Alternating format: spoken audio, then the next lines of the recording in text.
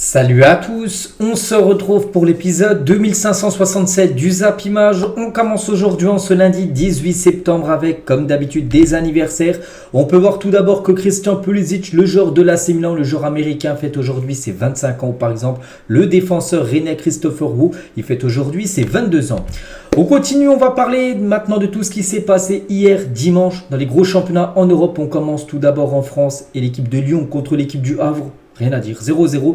Dans cette rencontre, ça ne fait pas du tout les affaires côté lyonnais. Déjà, c'est la crise actuellement du côté de Lyon. Et là, c'était un premier en face à domicile. Et l'Olympique Lyonnais n'a même pas réussi à marquer le moindre but. Pourtant, Lyon a beaucoup tiré, beaucoup eu d'occasions, mais ils n'ont pas eu cette finition, bien sûr, pour inscrire le but de la victoire. Et du coup, ça a été un Lyon sans solution lors de ce match entre l'équipe de l'OL et l'équipe du Havre. Ça fait la une du journal L'équipe aujourd'hui, version Lyon. Un pas de fourmi, donc sans solution face au promu havrais. L'OL a marqué un point qui lui permet de quitter déjà la dernière place du classement. C'est la seule chose positive, c'est qu'ils sont plus derniers de la Ligue 1. Voilà, parce qu'ils ont pris un point. Mais le chantier est immense pour Fabio Grosso, le nouvel entraîneur qui sera présenté aujourd'hui, lundi, parce que hier, il n'était pas encore sur le banc. Il était en tribune, il a assisté au match. C'est bien lui officiellement l'entraîneur du côté de Lyon, mais c'était hier un autre entraîneur, je ne me souviens plus du nom, qui était juste entraîneur pour ce match contre l'équipe du Havre. Donc voilà, Grosso est présent au Groupama Stadium pour OL Le Havre, donc il a dû voir le spectacle. Il a dû, je pense, il a dû pas sur la planche, tout simplement. Fabio Grosso, parce que l'OL n'y arrive toujours pas dans ce début de saison. Cauchemar et remonte seulement 16e après 5 journées, parce que ce début de saison, c'est seulement 2 points pris. Donc il y a eu 2 nuls, donc contre Nice et contre le Havre, et 3 défaites, Strasbourg, Montpellier et le Paris Saint-Germain. Donc Fabio Grosso a du pain sur la planche, c'est vrai, parce qu'il va falloir changer de dynamique et mettre cette équipe de Lyon dans le bon chemin et surtout gagner des matchs. C'est bien sûr ça le plus important. Et Lyon n'a pas mené au score après les 5 premiers matchs d'une saison en Ligue 1 pour la première fois de son histoire. Jamais ils ont encore mené cette saison au score, et c'était jamais arrivé dans l'histoire de Lyon depuis la création du club. C'est totalement fou. Et cette saison, il y a seulement 3 clubs, donc Lyon, Empoli et Luton Town. Donc ces 3 clubs-là sont les seuls 3 clubs parmi les 96 que comptent les 5 grands championnats européens à ne toujours pas avoir mené au score cette saison. Donc voilà, triste statistique bien sûr pour l'Olympique lyonnais. Toujours avec cette équipe de l'OL, donc côté taulier, donc c'est-à-dire les cadres de cette équipe, que ce soit Lacazette et Tagliafico, donc 2 grands joueurs. Donc les deux ont déçu hier, une note de 3 sur 10, ce qui vaut un mauvais match de la part des deux. Et c'est vrai qu'actuellement les supporters boudent cette équipe de Lyon. Donc 60% du stade rempli ce soir à Lyon, soit environ 40 000 supporters sur 60 000 possibles. T'as l'impression que voilà, les supporters ne viennent même plus au stade. Enfin, il y en a quand même pas mal bien sûr, mais voilà, regardez toute la rangée en haut, les gars, il n'y avait personne, ça a été fermé parce qu'il manquait du monde tout simplement, vu que les supporters lyonnais ne viennent plus trop au stade à cause des performances, on va dire, catastrophiques de l'équipe de Lyon. Et toujours avec Lyon, donc ça n'a rien à voir avec le match d'hier. Donc l'OL Store du Groupama Stadium a été cambriolé dans la nuit de vendredi à samedi, là, il y a quelques jours. 5 individus suspectés d'avoir commis le larcin ont été interpellés. Des milliers d'euros de marchandises aux couleurs de l'Olympique Lyonnais avaient été volés alors, de la nuit de vendredi à samedi dans la boutique officielle de l'Olympique Lyonnais. Et pour finir les gars sur ce match hier, on va juste parler côté havrais, parce que Havre pour eux c'est un bon point pris, surtout qu'ils ont été quand même dominés. Donc le début de saison très honorable du Havre, donc ils ont perdu une fois, c'était contre Brest, ils nous ont fait 3 nuls et une victoire, 3-0 contre Lorient, donc pas mal ce début de saison de l'équipe du Havre qui avait terminé premier de Ligue 2 saison dernière. On continue les gars avec un autre 0-0, c'était un peu plus tôt hier, l'Olympique de Marseille contre Toulouse, rien à dire également. Donc l'OM a eu aussi beaucoup de tirs, un peu comme Lyon, un peu comme Lens samedi soir, mais ils n'ont pas réussi à marquer le moindre but. Donc le doute en septembre en une du journal L'équipe version Olympique de Marseille, une nouvelle fois très brouillon. L'OM ne s'est pas rassuré à domicile avant les 2 échéances majeures de la semaine, ses débuts en Ligue Europa jeudi à Amsterdam et le classique face au PSG dimanche prochain au Parc des Princes, avec ces 2 gros matchs pour l'équipe Marseille cette semaine. Puis là avec ce 0-0 à domicile contre Toulouse, voilà, ils sont en pleine confiance on peut dire, parce que là c'est 2 déplacements bien sûr pour les 2 prochains matchs de l'OM. Et Marcelino sur le match de l'OM face à Toulouse, écoutez bien ce qu'il a dit, je ne pense pas que le public se soit ennuyé. Je pense pas que les supporters de l'OM ont vibré hier après ce 0-0 contre Toulouse. Donc pour lui, vraiment, il dit qu'ils ont pris du plaisir, les supporters de l'OM, à suivre l'équipe hier 0-0. Le match a été intense, nous avons progressé par rapport au dernier match. La pelouse était en très mauvais état. C'était très difficile de jouer. Voilà ce qu'il a pu dire en conférence de presse à la fin du match. Il a également dit: on va s'améliorer. Ce qui me préoccupe le plus, ce sont les difficultés à marquer. Parce que j'ai pas les stats, comme ils ont eu beaucoup de tirs. L'Olympique de Marseille, le problème, c'est qu'ils n'ont pas réussi à marquer le moindre but. Et c'est ce qui pose problème pour Marcelino, c'est les difficultés actuellement à marquer. Ça regardez Lens, donc c'était samedi soir 31 tirs et l'OM c'est 24 tirs pour 0 but. Pas 24 tirs cadrés, c'est 24 tirs. Bon, il y a eu des tirs cadrés, il y a eu beaucoup hors cadre, mais surtout 0 but inscrit. Et on sait le plus important, bien sûr, c'est de marquer. Et l'OM là, ça a fait 0 pointé hier. Et les explications entre les joueurs et les supporters de l'OM, parce que du côté des supporters, ça passe pas là, c'est mauvais résultats de l'OM.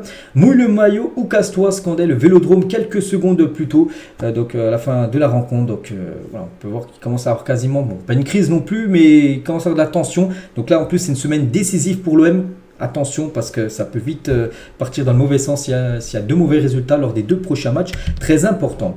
Et Adil Rami sur l'OM, donc maintenant il est consultant sur Prime Video, il a dit le problème c'est que les joueurs capables de prendre des risques, ils sont sur le banc. Je pense à Unai, je ne sais pas ce qu'il se passe avec lui, mais c'est un joueur qui mérite de jouer, c'est vrai. C'est quoi le problème avec Unai? Regardez déjà le banc de l'OM hier, donc il y avait Kondogbia, Ndiaye, Unai et Aminarit, donc des joueurs. Voilà, c'est des grands joueurs, bien sûr, des joueurs qui peuvent mettre le danger dans les défenses adverses. Et pourquoi ces joueurs sont remplaçants? On ne sait pas. C'est Marcelino et ses choix. C'est lui qui est le coach, c'est lui qui fait les décisions. Et c'est vrai que c'est des choix que pas beaucoup de supporters de l'OM comprennent, surtout par rapport à Azzedine Ounahi. Qu'est-ce qu'il a fait Ounahi pour être boycotté autant? Donc il n'a pas disputé une seule minute de jeu sur ses 4 derniers matchs de Ligue 1. Il n'est même pas rentré en cours de jeu à la fin hier, alors qu'il y avait 0-0. C'est un créateur de jeu, c'est un gars qui peut dribbler 2-3 joueurs, qui peut t'amener des gros dangers en face. Dans les défenses adverses, il n'a même pas rentré en cours de jeu, on ne sait pas. On ne sait pas ce qui se passe avec Ounahi. Et Azzedine Ounahi, d'après la Minute OM, va quitter l'OM cet hiver parce que vu qu'il n'a plus du tout la confiance de Marcelino, du coup, il devrait quitter l'Olympique de Marseille l'hiver prochain si sa situation ne change pas. Et regardez, quand Luis Enrique faisait les éloges de Azzedine Ounahi, c'était lors de la dernière Coupe du Monde, quand le Maroc avait éliminé l'Espagne, il avait dit: j'ai été agréablement surpris par le numéro 8, Azzedine Ounahi, oh mon Dieu, mais d'où vient ce gars? Et c'est vrai que depuis quelques mois, maintenant il joue même plus du côté de Marseille, c'est dommage, c'est vraiment dommage de se priver d'un joueur comme ça du côté de Marseille. Donc vous verrez bien l'international marocain débarquer au PSG. Imaginez les gars, c'est vrai que s'il quitte l'OM et si Luis Enrique il avait bien plu il y a quelques mois, imaginez, pourquoi pas Azzedine Ounahi du côté du PSG, bien sûr, s'il quitte l'Olympique de Marseille. Bref, on continue toujours avec cette équipe Marseille, première avec l'OM pour Bamo Maïté, un jeune Ivoirien de 21 ans cet après-midi. Donc en 2019, il évoluait du côté de Montfermeil en Régional 2. Ensuite, en octobre 2019, il signe avec les U19 de Laval. 1er septembre 2020, premier match en National 1 avec Laval. 2021, il rejoint la réserve de Lorient. Ensuite, premier contrat pro à Lorient. Ensuite, premier match en Ligue 1. Ensuite, prêté à l'OM. Et là, de la R2 au Vélodrome en 4 ans. La trajectoire est magnifique pour ce jeune joueur Bamo Maïté. On va parler de la seule satisfaction vraiment ce début de saison du côté de l'OM, c'est bien lui, c'est Jonathan Klaus. Encore un excellent Jonathan Klaus aujourd'hui face à Toulouse, certainement le meilleur Olympien depuis le début de la saison. Donc c'est vrai qu'il est très performant sur son couloir droit. Et on se demande encore pourquoi Deschamps ne l'appelle pas lors des rassemblements de l'équipe de France. Et toujours avec l'OM, donc les prochains matchs de l'OM jeudi, c'est 2 voire même 3 déplacements, parce que là cette semaine il y a l'Ajax jeudi, le PSG dimanche prochain, et ensuite ça sera Monaco au programme, un Monaco qui est actuellement leader de la Ligue 1. Et ensuite, ça sera la réception le jeudi après de l'équipe de Brighton à 18h45 pour un match d'Europa League, cette fois-ci à domicile pour l'OM. Donc vraiment là, c'est des matchs très importants. Ça va pas non plus tout se jouer la saison, mais voilà, c'est des matchs à ne pas perdre pour l'Olympique de Marseille. On continue les gars avec la Ligue 1 hier. Donc Lorient contre l'AS Monaco, et c'est un match nul de partout. Donc surtout Lorient égalise à la 90e plus 9 minutes de temps additionnel. Il menait 1-0 grâce à Tosin en 2 minutes de jeu. Après Monaco a renversé le match, puis voilà, Lorient accroche ce point du match nul. Et concernant l'équipe de Monaco, Balogun buteur. Donc premier but sous ses nouvelles couleurs pour Falorin Balogun. Donc il est entré en jeu à la 66e minute de jeu, à la 68e minute de jeu, 2 ou 3 minutes après, peu importe. Il a été buteur, voilà, en l'espace de quelques secondes. Félicitations bien sûr à Balogun pour son premier but. On va parler aussi de Mendy, côté Lorientais. Et Mendy de retour sur le terrain après 763 jours. Donc la dernière fois qu'il avait joué, c'était le 21 août 2021, parce que vous savez qu'il a eu des problèmes avec la justice, tout ça. Du coup, il a été acquitté. Il n'y a aucune charge contre lui. Donc, c'est pour ça qu'il a pu reprendre une équipe. C'est pour ça qu'il joue à Lorient. Donc, voilà, il rentre en cours de jeu. Donc, voilà, plus de 760 jours après. Et il a été décisif. Donc, il n'a pas fait de passe D, mais c'est lui qui a amené le centre. En gros, plus de 2 ans après son dernier match, Mendy a retrouvé les terrains et a même été impliqué sur le but de l'égalisation de Lorient, vu que c'est lui qui fait le centre, qui amène le but du but de Romain Fèvre. Le but, je dis, en toute fin de partie. On continue avec aussi Strasbourg contre Montpellier hier, pareil, même score que le match juste avant, 2 partout. Donc l'équipe de Montpellier menait 2-0 et Strasbourg a réussi à accrocher le match nul en l'espace de 6 minutes. Ils ont su égaliser, du coup 2 partout entre ces deux équipes. La célébration des joueurs de Montpellier n'a visiblement pas été du goût de tous. On peut voir les deux supporters là, de Strasbourg derrière ce qu'ils sont en train de faire aux joueurs plutôt de Montpellier. Et les supporters strasbourgeois ont déjà lancé le derby de l'Est cet après-midi. Donc c'était hier face à Metz parce que la semaine prochaine Strasbourg se déplace à Metz. C'est toujours un gros derby là-bas du côté de l'Alsace. Ils ont dit pour le respect de notre blason, vaincre Metz est l'une de vos missions, donc c'est la semaine prochaine. Metz reçoit l'équipe de Strasbourg. Il y avait aussi un Clermont-Nantes hier et c'est Nantes qui s'est imposé grâce à Moss Simon à la 49e minute de jeu. Une victoire importante bien sûr pour les Canaries côté Clermontois. Donc eux ça va pas du tout. Clermont qui avait fait une très belle saison dernière. Ils avaient fini 8e, donc ça a été une belle saison. Et là ils enchaînent défaite sur défaite. Ils ont juste fait match nul contre Toulouse. Sinon que des défaites. Nantes, Metz, Reims et Monaco. Attention à cette équipe de Clermont qui va galérer pour se maintenir bien sûr. Du côté de la Ligue 1 et leur pelouse, c'est une catastrophe. La pelouse du stade de Clermont est touchée par des champignons, ce qui explique son état catastrophique. Regardez cette pelouse les gars, c'est une pelouse de Ligue 1 où un match professionnel se joue là-dessus. C'est pas digne, bien sûr en district, il n'y a pas de souci, ça serait une belle pelouse en district, mais voilà en Ligue 1, non ça ne passe pas. Il y avait l'équipe de Reims contre l'équipe de Brest et c'est Brest qui s'est imposé 2-1 du côté de Reims. Dans deux équipes, c'est redoutable, c'est deux belles équipes.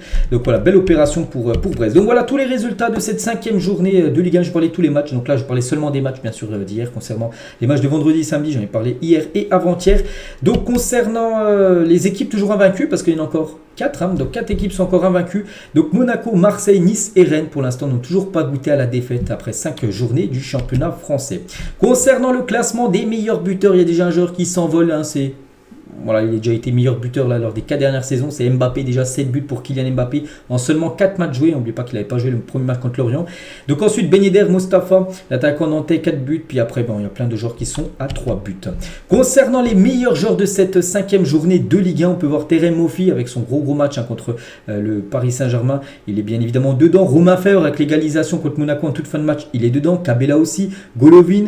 Il y a Pierre Lesmelou, je sais pas, Yoro, le joueur de Lille, je crois, plus buteur avec Lille contre l'équipe de Rennes. Il est également présent. Oukidja, les gars, Oukidja le gardien, il a fait 10 arrêts, 10 tirs cadrés de lance, 10 arrêts du gardien Oukidja qui est bien sûr présent dans cette équipe type. Et du coup le classement pour finir avec la Ligue 1, donc Monaco en tête 11 points, Brest 10 points et Marseille 3e 9 points, le Paris Saint-Germain est 5e avec 8 points, l'équipe de Lyon n'est plus dernière, enfin ils sont plus derniers mais ils sont 16e, donc c'est pas mieux, enfin si c'est mieux mais voilà, ça reste quand même une catastrophe. Il y a quand même déjà 3 points d'écart entre Nantes 15e et Lyon 16e. Et Lens dernier, à Lens ils sont déjà à moins 7 de différence de but, c'est une catastrophe pour Lens qui va se déplacer là dans quelques jours en Ligue des Champions. Et ça le week-end pour nos représentants européens là, à quelques jours du début de la Ligue des Champions, Ligue Europa ou même de la Conference League. En gros, aucune équipe qui est qualifiée en Coupe d'Europe, voilà, en tant que club français, s'est imposé.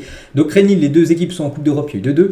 Marseille-Toulouse, les deux équipes sont en Coupe d'Europe, 0-0. Le PSG s'est incliné et Lens s'est incliné. Donc voilà, ils préparent très mal, on va dire. On sait qu'en plus, les clubs français ont besoin de prendre 2 points au classement l'indice UEFA, tout ça. Et n'oubliez pas le programme des clubs français pour cette semaine de Coupe européenne. Voilà, donc ça commence dès demain avec le PSG, bien sûr, contre l'équipe de Dortmund. Et concernant l'équipe de Lens, ça après-demain, ils se déplacent du côté de Séville. Et le dernier de Ligue 1, Lens affrontera donc le 17e de Ligue 1, Séville, ce mercredi soir en Ligue des Champions. Voilà, donc pourtant, c'est un match de LDC, mais les deux équipes, galèrent, on peut dire, en championnat. On quitte cette Ligue 1 et on prend la direction de l'Angleterre. On commence avec une équipe aussi qui galère, c'est Chelsea, c'est fou, avec tout l'argent investi, ils n'arrivent pas. Ils jouent du côté de Bournemouth et 0-0, donc un triste match. Donc le début de saison de Chelsea en Première Ligue, c'est seulement une victoire, c'était 3-0 contre Luton Town, une équipe promue à Luton Town, voilà, qui galère. Luton Town, ils sont bons derniers, ils n'arrivent pas du tout, mais voilà, Chelsea a gagné, mais sinon, voilà, Chelsea joue contre des grosses équipes, que ce soit West Ham, que ce soit Nottingham, ils sont inclinés, qui n'est même pas une grosse équipe, ou même Liverpool, ça gagne pas côté Chelsea. Donc début de saison catastrophique, parce qu'on attendait beaucoup plus du nouveau Chelsea avec encore tous les joueurs qui sont arrivés. Et Pochettino, lors de ses 14 derniers matchs de Première Ligue à l'extérieur, c'est 10 défaites, c'est 4 matchs nuls, 0 victoire. Après, on prend en compte aussi son ancien club qui était Tottenham Et Chelsea, les 14 derniers matchs à l'extérieur, il n'a jamais gagné. Hein. Donc ça fait 10 défaites pour lui à l'extérieur du côté de la Première Ligue. Hein. Toujours du côté de Chelsea, hier ils ont joué avec leur 3e maillot qui a été annoncé il y a quelques jours. Beau maillot, hein, beau maillot. Toujours sans sponsor, hein. N'oubliez pas qu'ils avaient le grand 3 là. Pendant 3 ans, ils avaient un sponsor, le gros 3 là. Et du coup, ils ne sont plus sponsor avec eux. Pour l'instant, on ne sait pas, mais je pense qu'ils auront un sponsor parce que c'est quand même un gros manque d'argent s'ils ne mettent pas un sponsor en plein milieu du maillot. Donc voilà, concernant cette équipe de Chelsea, il y avait aussi Everton contre Arsenal et c'est Arsenal qui s'est imposé 1-0 grâce aux Belges. Trossard, buteur à la 69e minute de jeu. Donc les Gunners trouvent la faille, hein. Ils ont aussi galéré, ils ont poussé, ils ont réussi à marquer ce but bien sûr, des 3 points. Et Arsenal a battu Everton à Goodison Park, donc dans le stade d'Everton, pour la première fois depuis 2017. Hein. Ça faisait 6 ans qu'ils n'arrivaient pas à gagner du côté de ce stade d'Everton, chose faite pour les Gunners. Et Arsenal repart sur le même rythme que la saison dernière, donc avec petite victoire 1-0, la même chose contre Crystal Palace, également 1-0, mais ça suffit pour prendre 3 points. Ils ont juste concédé le match nul 2-2 contre Fulham, donc 13 points pris sur 15 possibles pour l'instant. Le début de saison est quasiment parfait pour les Gunners. C'est côté Arsenal, David Raya, qui est une nouvelle recrue, hein, obtient une cage inviolée lors de ses débuts. Arsenal, il a gaulé. Des fois, il y a Robert Sanchez, l'autre gardien, et là c'est David Raya, notre gardien aussi qui est arrivé sur ce mercato. Ramsdale, hein, Robert Sanchez, je me trompe, je dis n'importe quoi, c'est bien Ramsdale et David Raya qui gaulent. Donc voilà, il a gaulé et clean sheet pour lui. Donc on va dire des débuts parfaits. Parce que Sanchez, hein, bien sûr, c'est gardien de Chelsea, je me suis trompé. Bref, donc les matchs, hein, donc il y en a eu 2 hier. Donc tous les autres matchs, j'en ai parlé hier dimanche dans l'épisode d'hier. Et aujourd'hui, il y a un match Nottingham Forest contre Burnley. Voilà, pour clôturer, on va dire, cette journée de Première Ligue. Et le classement, bon, c'est simple. Hein, City qui a gagné ses 5 premiers matchs en tête. Puis après, il y a pas mal d'équipes à 13 points. Hein, donc Tottenham, Liverpool, Arsenal, c'est-à-dire qu'elles ont tout gagné avec un nul et aucune défaite. Donc voilà, pour l'instant, les gros commencent à prendre pas mal de points. Et quand tu vois Chelsea qui a seulement 5 points, ils ont déjà 10 points de retard sur Manchester City. Chelsea, je ne sais pas si vous vous rendez compte, c'est énorme. Ou même Manchester United qui a déjà 9 points de retard sur leur voisin de Manchester City. Donc voilà, concernant ce championnat anglais, direction le sud, l'Espagne, Madrid, le Real Madrid contre la Real Sociedad. Et le Real Madrid s'est imposé 2-1 contre cette équipe de la Real Sociedad. Valverde, Joselu, les 2 buteurs. À noter que le Real Madrid perdait 1-0. Hein. Ils ont su égaliser et revenir, faire une remontada comme souvent ils l'ont fait, hein, ces derniers temps. Donc magnifique victoire pour le Real Madrid, reçu 5 sur 5 pour le Real, c'est vrai. 5 matchs, 5 victoires, carton plein pour le Real Madrid. Et premier match de championnat où Jude Bellingham ne marque pas avec le Real Madrid. C'est vrai que lors des 4 premiers matchs, il a à chaque fois marqué au moins un but. Et là, il n'a pas marqué. Bon, ça l'est arrivé, hein, bien sûr. Hein. Donc 5 matchs, 5 buts et une passe D. Les stats, hein, sont quand même toujours magnifiques, bien sûr, pour Jude Bellingham. Et hier, il est interviewé, je ne sais pas si vous avez regardé hier matin, Téléfoot sur TF1. Donc j'admire beaucoup Zidane. Il a écrit l'histoire de ce club et je ne cherche pas à l'imiter. Je veux être seulement Jude. Voilà ce qu'il avait dit par rapport à son arrivée du côté du Real. Parce qu'on n'oublie pas que c'est un grand fan, c'est son idole. Hein. C'est pour ça qu'il a pris le 5 du côté du Real Madrid, parce que Zizou avait le 5 à l'époque du côté du Real Madrid. Et Zidane, les gars, dans l'émission hier Téléfoot, il a dit, hein, j'espère que Jude Bellingham fera une belle carrière. Voilà la belle déclaration, le beau message bien sûr de Zinedine Zidane par rapport à Bellingham, qu'il a invité. Hein. C'est lors de la finale de la Ligue des Champions au Stade de France. C'était l'année dernière. Il avait invité lui, la famille Bellingham tout simplement à suivre ce Real Madrid-Liverpool. Le Real Madrid s'était imposé. Et toujours tiens avec Bellingham. Donc l'an dernier, Luis Campos, donc le directeur sportif du PSG, a été interrogé sur ses intentions de recruter Jude Bellingham au Paris Saint-Germain par l'un des représentants de l'anglais. Le directeur sportif parisien a refusé, considérant qu'il avait déjà Warren Zaïre, un talent de la trempe de Bellingham. On peut voir en gros que Bellingham aurait pu signer du côté du PSG, mais du coup Luis Campos s'est dit non, on a déjà Warren Zaïre, c'est du même niveau que Bellingham. Du coup, pas besoin de recruter Bellingham. Bon, après, je ne sais pas si Bellingham serait mieux, hein, du côté du PSG. Mais voilà, hein, concernant. Bon, après, je trouve quand même Bellingham beaucoup plus complet, hein, que Warren Zaïre. Après, il est encore très jeune, bien sûr, le jeune parisien. Toujours, tiens, sur le Real Madrid, parce que l'on revient sur le match d'hier. Voilà, toutes les notes, les gars, des joueurs. Donc, Fran Garcia, joueur du match, on va en parler juste après. Hein, il a délivré comme 2 passes décisives. Fran Garcia, Tchouaméni, c'est celui qui a eu la note la plus basse. Hein. On peut avoir 6.4, sinon tout le monde a fait son match, bien sûr, côté Real Madrid. Et c'est vrai que Fran Garcia, donc MOTM, donc MVP, meilleur joueur de la partie, et 2 passes D, hein, pour le nouveau latéral gauche Fran Garcia. Et on va juste parler en face, hein, côté Real Sociedad, Take Kubo sur Toni Kroos. Quel match il est en train de faire, il faut vraiment le suivre cette saison. En gros, lui a mis un petit pont Tout doucement, Kubo, il a marqué même un but en début de match, but qui a été annulé à cause d'un hors-jeu. Dommage, il avait marqué un sublime but. C'est que c'est un très très bon joueur, hein, ce joueur japonais qui évoluait à l'époque, hein, du côté du Real Madrid. On va parler aussi du FC Séville, tiens, futur adversaire de Lens. Ils se sont imposés 1-0 contre Las Palmas. Première victoire du FC Séville sur ce début de saison. Plus de 26 tirs, 9 tirs cadrés. Il y a eu comme 8 arrêts du gardien Las Palmas. Et surtout, on va parler des débuts de Sergio Ramos.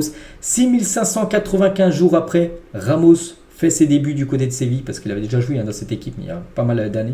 Donc voilà, il revient et il a joué. Et puis clean sheet pour lui, hein. Ramos a joué son premier match avec Séville depuis son retour au club. Clean sheet des premières victoires de la saison pour Séville qui n'avait toujours pas gagné. Ils avaient fait 3 matchs, je crois, 3 défaites, je crois même. Ils ont enchaîné défaite sur défaite. Et là, du coup, il gagne avec Sergio Ramos. Donc voilà, des débuts réussis, hein, pour l'ancien parisien du côté de son club à l'époque, hein, le FC Séville. Et on va parler aussi de Retafe contre Osasuna. Retafe s'est imposé 3-2, donc c'est bien pour eux. Mais surtout, on va parler du joueur Mason Greenwood qui est entré en jeu à la 75e minute à peu près. Et après, Benjamin Mendy, hein, qu'on a parlé, lui, c'était plus de 700 jours. Mason Greenwood a fait son retour à la compétition aujourd'hui avec Retafe 603 jours après son dernier match avec Manchester United. Lui aussi, on sait qu'il avait été mis de côté parce qu'il a eu des problèmes avec la justice, tout ça. Et du coup, voilà, il a rejoué hier. Donc les supporters d'Osasuna, l'équipe qui a perdu, hein, qui joue contre Retafe, ont chanté Greenwood meurt lors du match face à Retafe. Donc voilà ce qu'il y avait eu du côté de Retafe. Bref, on revient nous à la Liga. Les autres matchs hier, il y avait qui que j'ai pas parlé. Villarreal qui s'est imposé 2-1 contre Almeria. Ce soir, il y a Grenade contre Girone. On va juste parler, tiens, du match de l'Atlético Madrid contre Valence. C'était samedi.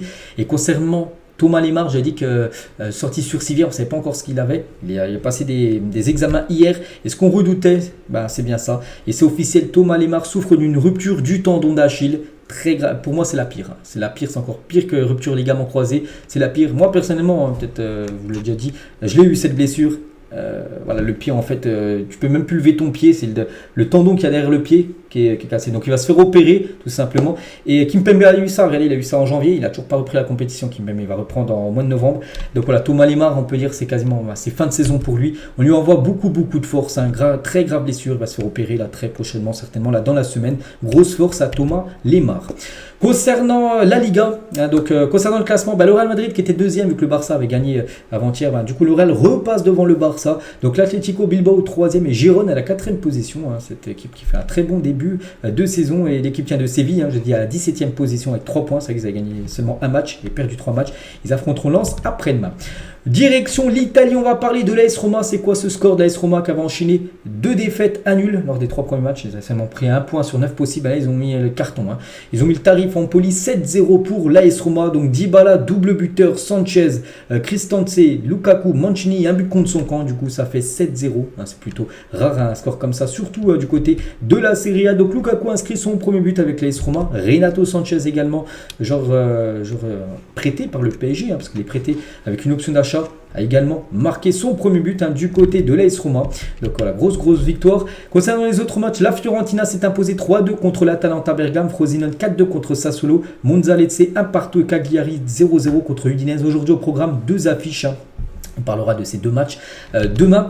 Concernant l'équipe de Naples, hein, c'était samedi soir, ils ont fait le 2-2 contre Renoir. Et vous savez que l'entraîneur, hein, du côté de Naples, c'est Rudy Garcia. Et les prestations des joueurs du Napoli depuis le début de saison ne sont pas appréciées par les supporters du club qui ont déjà lancé le hashtag Garcia out, donc c'est-à-dire Garcia dehors, Garcia viré, hein, donc voilà, ça fait seulement 4 matchs les gars, regardez, ils ont gagné 2 matchs Naples, et là les 2 derniers matchs, ils ont perdu contre la Lazio, et ils ont fait nul contre Renoir, et ça y est, déjà des hashtags Garcia out, donc voilà, il va falloir absolument se remettre sur les bons rails, hein, pour Rudy Garcia dès là, parce qu'ils vont jouer en Ligue des Champions, je crois que c'est, je sais plus si c'est demain ou après-demain, mais bon là ils sont bien sûr en LDC, l'équipe du Napoli. Du coup le classement du côté de l'Italie, l'Inter 4 sur 4, ils sont devant, la Juventus 2e, l'AC Milan 3e, Lecce 4e et Naples, hein, la 5e position. Concernant l'AS Roma qui prend un bol d'air, hein, remonte à la 12e position avec seulement 4 points, déjà 8 points de retard sur l'Inter Milan. Du côté de l'Allemagne avec 2 matchs hier, Heidenheim, une équipe promue contre le Werder, 4-2 pour eux, et Darmstadt Gladbach 3-3. Il y a toujours beaucoup de buts, hein, du côté de l'Allemagne, regardez tous les matchs. À chaque fois, à peu près 3-4 buts inscrits, c'est fou. Donc voilà, concernant les deux rencontres hier et le classement, toujours dominé par Leverkusen, Munich, Leverkusen, le Bayern Munich, Leipzig et Stuttgart aux 4 premières positions de ce championnat. Borussia Dortmund est actuellement 7e. Direction la Turquie, on va parler de Trabzonspor qui vient d'infliger un cinglant 3-0 au Beşiktaş pour chambrer son adversaire du soir. Donc le Trabzonspor a publié cette vidéo où l'aigle noir du Beşiktaş a été abattu par sa foudre tout simplement. Donc voilà, c'est vrai qu'il y a eu 3-0 pour Trabzonspor contre le Beşiktaş. Notez que le Galatasaray samedi s'est imposé 4-2. Il y a encore 2 matchs aujourd'hui au programme. Et niveau classement, c'est bien le Fenerbahçe devant le Galatasaray et Rizespor aux 3 premières positions de ce championnat. Beşiktaş 9e actuellement du classement. Du côté du Portugal, on peut voir les résultats d'hier. Le Sporting Portugal s'est imposé 3-0 hier. Il y a encore un match à Boavista contre Chaves au programme. Donc Benfica s'est imposé, c'était samedi. Porto s'est imposé vendredi. Porto qui joueront contre le Shakhtar demain, je crois, en Champions League.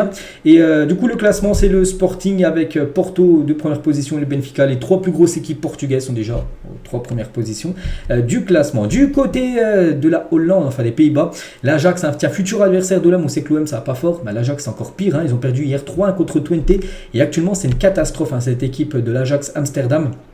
Déjà leur stats, ils ont perdu 3, ils ont fait 11 tirs, seulement 2 tirs cadrés alors que les autres, plus 9 tirs cadrés, 24 tirs pour Twente. Donc voilà, c'est peut-être le bon moment pour Marseille d'affronter cette équipe de Amsterdam, en plus là-bas Ajax, Amsterdam. Et l'Ajax connaît le pire début de saison de son histoire en Eredivisie depuis 58 ans, pour montrer que c'est peut-être le bon moment pour l'homme de les affronter.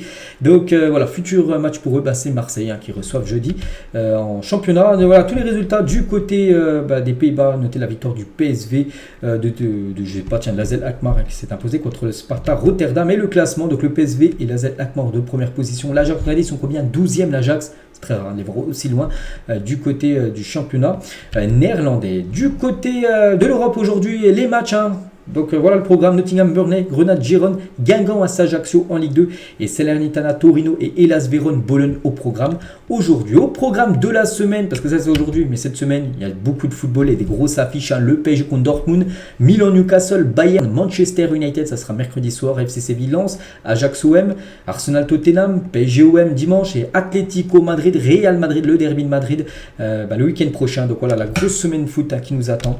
Donc avec des magnifiques affiches. On va parler de Marco Verratti. Premier entraînement pour Marco Verratti sous ses nouvelles couleurs du club Arabi ce dimanche. Donc hier c'était entraînement pour Marco Verratti. Donc il a pu retrouver un ancien Parisien, Rafinha, qui avait joué bien sûr du côté du PSG. Donc lui il évoluait déjà dans cette équipe. Et voilà, Verratti maintenant joue dans cette équipe. Et concernant Vicente Lizarazu, sur Téléfoot hier, donc il a réagi par rapport au départ de Marco Verratti. La cérémonie était jolie, mais son départ est violent. C'est très faux cul au fond. Ils ont tout fait pour le dégager cet été. Il n'y a pas un joueur qui a cette qualité technique au Paris Saint-Germain. C'est vrai pour une légende, parce que pour moi, je le considère comme une légende comme Marco Verratti. Comment il a quitté le PSG. C'est quand même, n'oubliez pas qu'il était écarté du groupe. Ça a été violent. Il ne joue même plus. Lui, son but, c'est de jouer encore peut-être 10 dernières minutes pour dire au revoir aux supporters. Même s'il y a eu cette cérémonie, il voulait jouer peut-être une dernière fois, alors que le PSG ne l'a même pas fait jouer cette saison. Donc ça a été violent comme le départ de Marco Verratti. Et Lizarazu toujours. Le milieu du PSG me fait poser des questions sans Ugarte. Il n'y a pas du tout le même impact. Le duo Warren Zaïre-Emery-Vitinha, c'est un peu léger. Je suis totalement du même avis. En termes de maîtrise technique, ce n'est pas suffisant. Mon interrogation maintenant, c'est pourquoi on fait partir Verratti, même si Verratti, on va dire qu'il il a plus sa place de titulaire. Mais voilà, Verratti, c'est un joueur que tu fais rentrer à la 70e minute de jeu. Je pense qu'il aurait pu faire beaucoup de bien au Paris Saint-Germain dans pas mal de matchs la saison. C'est vrai que le PSG n'en voulait plus. Et c'est quand il parle du duo Warren Zaïre-Vitinha, c'est léger. Et je pense, c'est qu'en Ligue 1, ça a l'air de passer, mais en Ligue des Champions, contre des autres milieux de terrain, je pense que ça va être trop juste, ce milieu. Il n'y a qu'Ugarte pour moi, vraiment que... j'ai plein de confiance du côté de Paris. On va parler de Terem Moffi sur Instagram après son but contre l'équipe du PSG et surtout sa célébration. Il a enlevé son maillot, il a montré Terem Moffi aux supporters parisiens. Le Niçois ensuite publie un extrait de vidéo de Conor McGregor lançant: j'aimerais profiter de cette occasion pour m'excuser auprès d'absolument personne. Voilà ce qu'il a dit, il a complètement chambré le Parc des Princes. On va parler de Luis Rez Zamidjor du Pays de Galles, a chambré ses adversaires portugais, parce qu'hier il y avait Pays de Galles, Portugal en Coupe du Monde de rugby.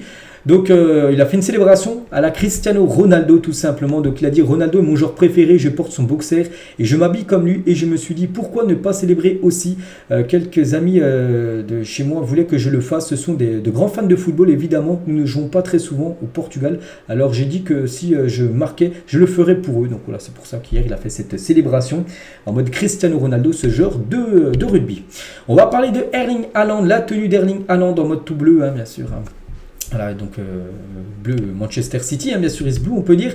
Et Haaland, les gars, il a déjà son eSport FC. Normalement, officiellement, le jeu sortira le 29 septembre prochain. Les joueurs de foot l'ont toujours avant, on va dire, ce jeu. Donc voilà, il peut déjà jouer, bien sûr, où il fait. C'est lui la jaquette, bien sûr, sur une de la jaquette hein, de ce FC 24. Hein. C'est plus FIFA, hein, c'est fini, hein, peut-être pour ceux qui ne savaient pas, bien sûr. Et concernant, tiens, ce eSport FC 24, donc les 20 meilleurs U21. Donc on peut voir voilà, les meilleures notes. N'oubliez pas qu'il y a les filles et les hommes maintenant. Dans le même panier, hein, bien sûr. Hein. Donc c'est Musiala, parce qu'il y a une fille au Bernhof que je ne connais pas. Ensuite, c'est Musiala, une note de 86 par rapport au joueur de U21. Bellingham, 86. Wirtz, 85. Gavi, 83. On peut voir Kamavinga seulement 82. Hein. Je trouve quand même que c'est un peu abusé. Alors, je sais pas, si tu mets 85 à Wirtz, tu mets au moins 85 également à Kamavinga. Je comprends pas pourquoi il a 82. Bref, donc Baldé 81 ou je sais pas, Gravenberg 79 hein, du côté de Liverpool. On va parler de Marie-Antoinette Katoto a rejoué avec le PSG après 14 mois d'absence, absente de la Coupe du Monde.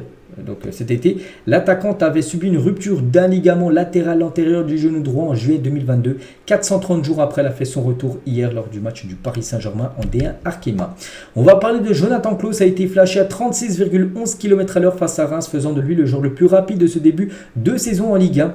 C'était lors d'un débordement, on peut le voir, hein, ça a été sur Téléfoot hier, hein, je vous cache rien. Donc Mbappé n'est même pas dans le top 10 actuellement des joueurs qui ont été flashés le plus rapidement, mais même si on pense, hein, s'il fait vraiment une grosse accélération, Mbappé sera certainement le joueur peut-être l'un des joueurs les plus rapides de la Ligue 1. Le Strasbourgeois Emmanuel Emega raconte le rôle très important de sa mère dans son développement. Il a dit à chaque fois que je touchais la balle, elle criait.